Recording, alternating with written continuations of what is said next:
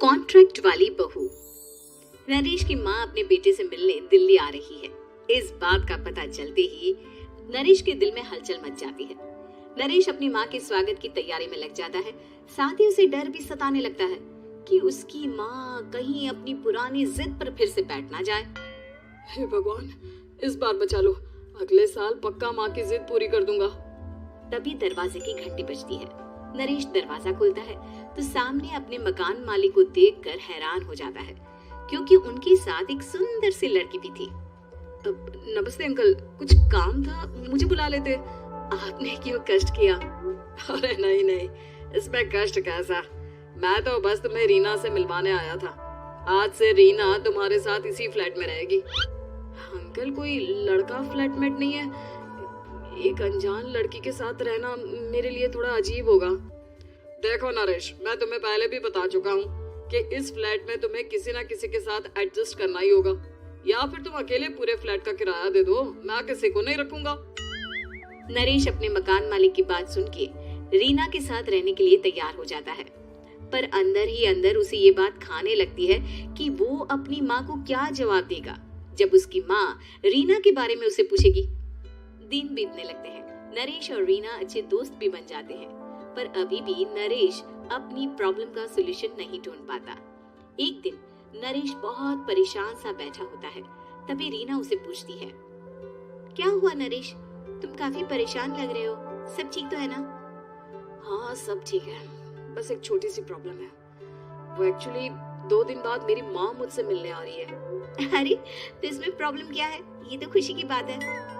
हाँ रीना, बट मेरी माँ एक जिद लेकर बैठ गई है कि मैं शादी कर लूं, पर मैं अभी इस चीज के लिए तैयार नहीं हूँ। ऊपर से जब वो तुम्हें देखेगी तो 100 सवाल करेगी, क्या जवाब दूंगा? अरे, इसमें कोई टेंशन वाली बात नहीं है।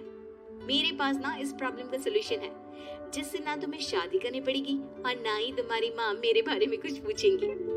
रीना की बात सुनकर नरेश सोच में डूब जाता है। वो सोचता है कि रीना खुले ख्यालों वाली लड़की है, कहीं माँ को सच बता ना दे। नरेश को सोच में डूबा देखकर रीना कहती है, अरे क्या हुआ, किस सोच में पड़ गए? डोंट वरी, जैसा तुम सोच रहे हो ना वैसे कुछ भी नहीं है। मेरे पास एक प्लान है। मैं कुछ समझ नहीं पा रहा हूँ, कैसा प्लान? मैं समझाती हूँ। हम ना एक कॉन्ट्रैक्ट मैरिज कर लेते हैं। फिलहाल मेरे पास जॉब नहीं है, तो तुम इस रूम का किराया दे देना जब तक तुम्हारी माँ यहाँ रहेंगी, सिर्फ तब तक। और तुम अपनी माँ से कह देना कि मैं तुम्हारी पत्नी हूँ, इससे वो मेरे यहाँ रहने पर कोई सवाल भी नहीं करेंगी। अरे बात तुम्हारी ठीक है, पर माँ से झूठ बोलना, ना पापा, मैं ये रिस्क नहीं ले सकता। कोई और आइडिया दो ना तुम। देखो, मंजूर हो तो बोलो, वरना सच बता दो, मुझे कोई प्रॉब्लम नहीं है। रीना की बात सुनकर नरेश सोच में डूब जाता है। बहुत सोचने के बाद जब उसे कोई रास्ता नहीं मिलता तो वो रीना के बताए हुए रास्ते पर चलने के लिए तैयार हो जाता है।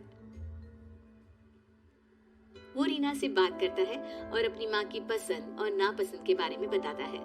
रीना भी नरेश की सभी बातों को ध्यान से सुनती है, ताकि कहीं उससे कोई गलती ना हो जाए। आखिर वो दिन भी आ जाता है जब नरेश की माँ उससे मिलने दिल्ली आ जाती है। नरेश अपनी माँ को फ्लैट पर लेकर जाता है। जैसे ही नरेश की माँ फ्लैट के अंदर जाती है, रीना उसके पैर छू लेती है। ये देखकर नरेश की माँ थोड़ी घबरा जाती है और नरेश से पूछती है, अरे बेटा नरेश, ये कौन है? माँ, ये आपकी बहू रीना है। माफी चाहता हूँ, सब कुछ इतनी जल्दी में हुआ कि आपको बता ही नहीं पाया, इसलिए सोचा कि क्यों ना आपको सरप्राइज दिया जाए। अरे बेटा, मैं तो बस तेरा घर बसा हुआ देखना चाहती थी। हाँ, बहुत अरमान थे अपनी इकलौती बेटी की शादी को लेकर, लेकिन कोई बात नहीं, शायद किस्मत को यही मंजूर होगा। ये कहते ही नरेश की माँ रीना को गले लगा लेती है। रीना बेटिया, मेरा बेटा ना थोड़ा नादान है, पर तुम काफी समझदार लगती हो, और मैं जानती हूँ कि तुम इसका बहुत अच्छे से ध्यान रखोगी। माँ, आप चिंता मत कीजिए, मैं सब संभाल लूंगी। नरेश की माँ अपने बहू और बेटे के साथ खुशी खुशी रहने लगती है। दिन बीतने लगते हैं। नरेश की माँ और रीना का रिश्ता बहुत मजबूत होता चला जाता है। वो दोनों सारा दिन एक साथ रहती और खूब बातें करती। इधर साथ रहते रहते नरेश और रीना भी एक दूसरे से प्यार करने लगते हैं। दोनों को इस बात का एहसास हो जाता है, फिर भी वो इस बात को छुपा कर ही रखते हैं। एक दिन नरेश की माँ और रीना शादी के बारे में बात करने लगते हैं। रीना बिटिया, ये तो नरेश ने मुझे बिना बताए शादी कर ली, वरना मैं तो अपनी इकलौती बेटी की शादी इतनी धूमधाम से करती कि सारी दुनिया देखती रह जाती। अच्छा माँ, आप ऐसा भी क्या करती नरेश और मेरी शादी में जो दुनिया देखती रह जाती? अरे बिटिया, एक माँ के अरमान तुम अभी नहीं समझोगी। मैं तो अपनी बहू को एक रानी की तरह लेकर आती और शादी भी बिल्कुल शाही अंदाज में करती, पर मेरे तो सारे अरमान ऐसे ही रह गए।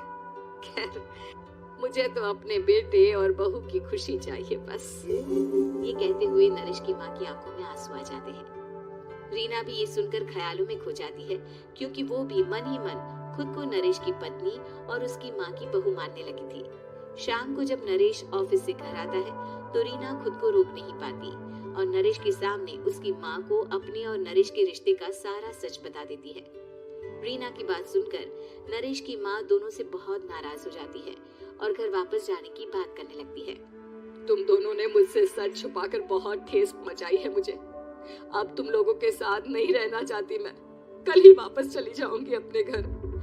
माँ, मुझे माफ कर दो, ये सब मैंने रीना के कहने पर ही किया है, वरना मैं भी आपको कभी ठेस पहुंचाने के बारे में सोच भी नहीं सकता। हाँ माँ, हमने ये सिर्फ आपका दिल रखने के लिए किया, प्लीज हम दोनों को माफ कर दीजिए। तुम दोनों ने मेरे अरमानों के साथ खिलवाड़ किया है, और वैसे भी मुझे अपने बेटे के लिए एक अच्छी लड़की ढूंढनी है, इसलिए मेरा यहाँ से जाना ही बेहतर होगा। माँ की ये बात सुनकर रीना खुद को रोक नहीं पाती। माँ, क्या मैं आपके घर की बहू बनने लायक नहीं हूँ? रीना की बात सुनकर नरेश हैरान रह जाता है। नरेश की माँ भी कुछ समझ नहीं पाती। मैं कुछ समझी नहीं, आखिर तुम कहना क्या चाहती हो? माँ, मैं वो नरेश से बहुत प्यार करती हूँ और साथ ही साथ मैं आपको भी अपनी माँ मान बैठी हूँ। आज जब आपकी बातें सुनी तो खुद को रोक नहीं पाई, इसलिए सारा सच आपको बता दिया। रीना की बात सुनकर नरेश की माँ की आंखों में आंसू आ जाते हैं और वो अपने बेटे नरेश और रीना को गले लगा लेती है। मेरे घर की बहू तो सिर्फ रीना बिटिया ही बनेगी। मैं आज ही तुम दोनों की शादी की तारीख निकलवा दूंगी, बस एक बार तुम्हारे घर वाले मान जाए। उसी दिन रीना के माता पिता भी उनके फ्लैट पर आ जाते हैं। दोनों परिवार आपस में बैठकर बातें करते हैं और शादी के लिए राजी हो जाते हैं। रीना भी कॉन्ट्रैक्ट फाड़ देती है और कहती है, सही मायने में मैं अब बहू बनूंगी, अब तक तो सिर्फ कॉन्ट्रैक्ट वाली बहू थी।